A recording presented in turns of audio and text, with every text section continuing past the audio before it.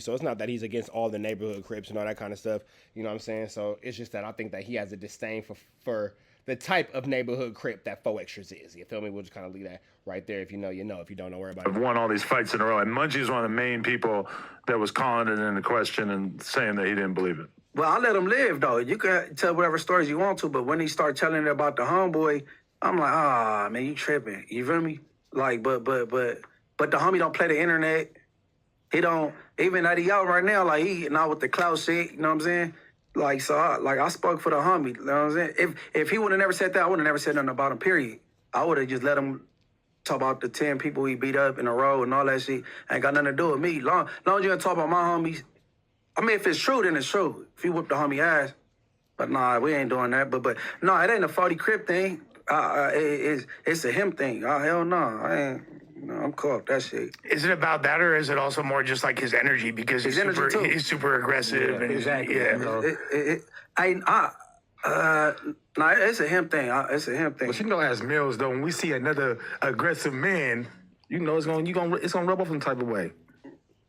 Yeah. But I think he still me and him ain't never crossed paths in our past or nothing like that. But I think he might he wouldn't want to sit down with me either. He wouldn't. I feel like you would be way closer to being down to sit down with somebody that you've traditionally been enemies with than him. I don't think he's anywhere near ready for that. There's just certain people I ain't got no interest. Like Crip Mac, no interest. 4Extras, no interest. It ain't that many. I'm just like, it's X'd out. I wouldn't do it though. But them two work.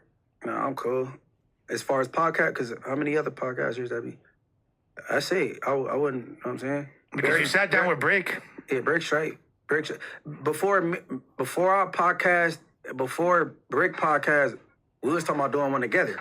Like even you and Spider, like when you guys were getting along, y'all ain't supposed to get along really, but you got along. You feel me? Like, so that shows that you're able to look past that shit and are mature about these kind of things. Yeah, I ain't got nothing to prove. Yeah. I ain't got nothing to prove at all. I'm not. I can give kudos to Munchie B. I like his development. I like his understanding of the new space that he's in. I like how he's treating the space that he's in. I like how he's more podcasty, less game bangy. I can respect that. 4Extras is still newer to the space, so we're going to give 4Extras some time to kind of grow and develop in our space and all that kind of stuff. But not saying that we're giving up hope on him and all that kind of stuff. He's just not comfortable yet. And that's all right, too. If you're not comfortable sitting down with somebody because whatever past traumas and past reasons, I don't think there's anything wrong with that as well either. I think that 4Extras should be allowed to heal and go through his development and his progress the same way everybody else is. But I could give kudos to Munchie B where kudos is due for sure. Shout out to Munchie B.